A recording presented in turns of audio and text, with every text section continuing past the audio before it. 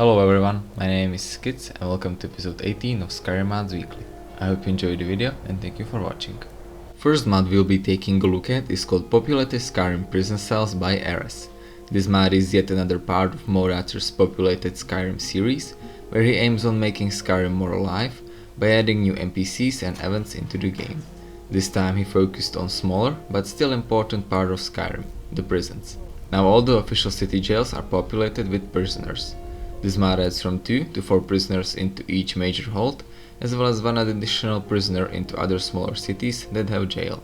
All the new prisoners are generic NPCs, which means they will not talk to you nor interact with you in any way, but there is a small 5% chance that some really strange and dangerous enemies will spawn. For example, I've met Bully in Faallokaar that wanted to attack me as soon as I entered the prison and then followed me outside when I left. Like Morator stated, this mod is a work in progress right now, that was created because fans requested it and he will update it with other suggestions from you, so go ahead and write him some in comment section of the mod.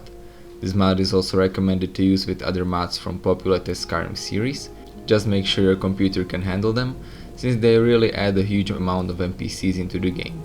Overall, Morator did a very good job and I definitely recommend this mod.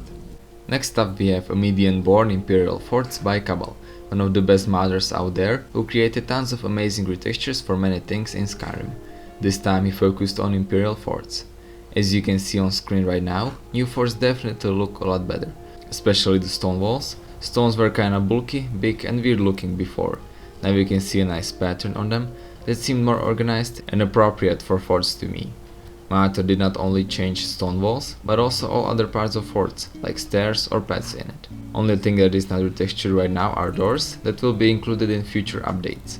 Another thing I liked about this retexture is that Morator did not only tweaked or played with vanilla textures, but he created everything from scratch and he still managed to make them lore friendly and fit into Skyrim, while making them look a lot better than vanilla ones. Mod is available in both 1K and 2K versions. There is also an optional file that replaces exterior smaller bricks with round, mossy stones.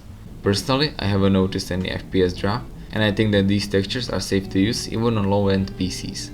Overall, CaBaL did once again a good job, and if you just like me always hated vanilla look of forts, then this mod is for you. Moving on, we have Skyrim Realistic Texture Overhaul Mountains by Frozunswaidon.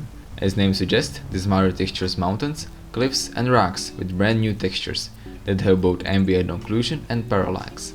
Now I don't know about you, but I personally think that mountains look better in vanilla, just like most of things. They are not detailed, kinda plastic and definitely not realistic. But this mod completely changes their visuals, not just tweaks some vanilla textures. As you can see on screen right now, new rock textures definitely look a lot more detailed. They really look more realistic to me, but I think they still fit in Skyrim, even though if you don't download any HD pack for other things, then they will stick out a little bit. Mod itself comes in 4K, 2K and 1K versions. I personally use 2K version, since 4K is over the top for normal gameplay and it is only for people with extreme computers, and the difference between 2K and 4K isn't even that big, and I also haven't noticed any FPS drop with it.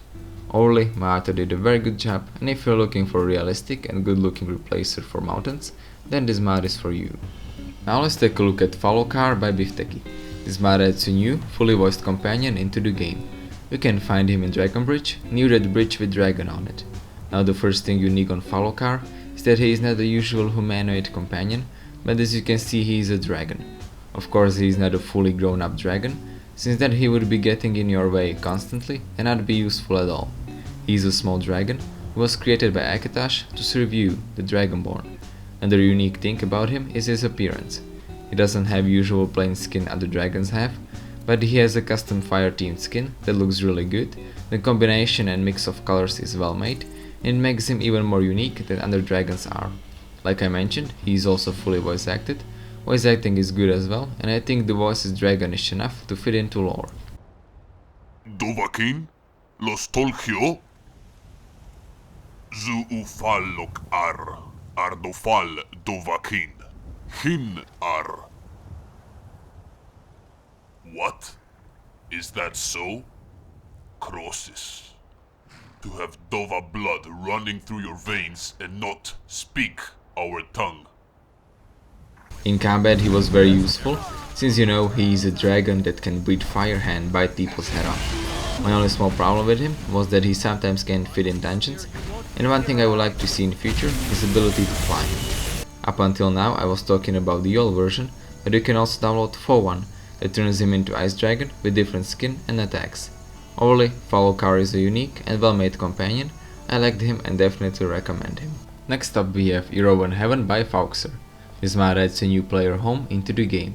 You can find it near Iverstad and gain access to it by killing a spirit near the entrance that has the key. Now as you can see, Eroven Heaven is not the usual small house but a huge mansion. It consists of 3 parts: outdoors, castle and merchant tower. First let's take a look at the exteriors. There you can find crafting area, house-friendly meadow, chests that share the same items as the ones inside, and a beautiful view on country. I personally enjoyed outdoors, especially the crafting area in the middle. In Merchant Tower, you can find merchant who can sell you things, and you can also find some floating candles here that look like ones in Hogwarts. Now let's move on to main castle. It is very big, and I have to say I got lost in it few times. As soon as you enter, you can see kitchen on your left, and if you walk through the door, you can see a huge hall with a diner table in the middle of it. From here you can also get to other parts of the castle. So other than this big hall, you can also find fully functional jail here with tons of prisoners, training area along with barracks for your companions, and a secret passage to merchant. After checking everything downstairs, you can use elevator to get to your room. Here you can find a unique, good looking bed and also an interesting map. If you shoot at one of highlighted places with your bow, you'll get teleported there. To make it feel less empty and more alive, there are also NPCs living in the castle that work like normal citizens, so if you attack them, you'll get bounty in Eroven Heaven. My only small problem was that it was extremely dark inside and I had to use spells to even see. But other than that, Mage did a good job, I liked it and you should go ahead and check it out. Moving on to the armor mods, first one I have for you is called EOTV Mage Equipment Overhaul, Long Mage Robes by EC the Lion OTV and Miss Lexi. This mod retextures all the classic vanilla mage and long robes with brand new high quality textures. Mod is the second step in Mage's Mage Equipment Overhaul series, and you could say it is also second part in it. First one focused on college robes and this one focuses on long robes. Now as you can see, new textures definitely look a lot better. They offer more details, they are not so plain like vanilla ones, and they also have a new ornamental cloth pattern, making each one a little bit more unique. Now the main thing I liked about this retexture is that Mage managed to stay true to lore and vanilla clothes design, and they did not completely change their look. Like I mentioned, Mage includes long mage robes, as well as card wizard and necromancer robes, and right now you can see plain robes that priests wear and the necromancer robes. Even though these new textures are HD, I haven't noticed any FPS drop, and they are safe to use even on low-end PCs. So overall, Mage did a very good job and I'm looking forward to their next work. Next up we have Pyro Mage Armor by Nevermind43, author of Sinister Nightingale we reviewed in episode 14. This mod adds new female armor into the game. You can find it in a chest in Archmage quarters in College of Winterhold.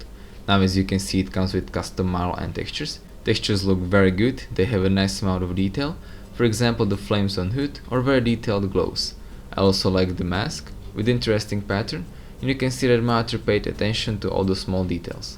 Armor also looks protective while still being feminine, and it could also fit in lore nicely.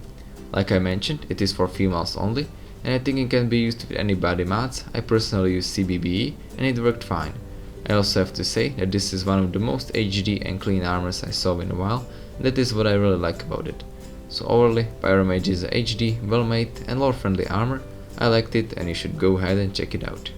And the last mod we'll be taking a look at is called Crystal Sun Sword by Catflop. This mod adds a new weapon into the game. You can find it in the eye of a statue in Lost Echo Cave. As you can see, it comes with custom model and textures.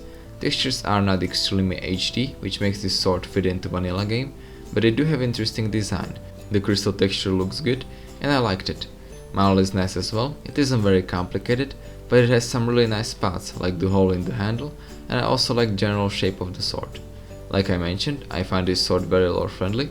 I would like to see some backstory or quest for it as well, because I think that this kind of sword could easily fit in vanilla game.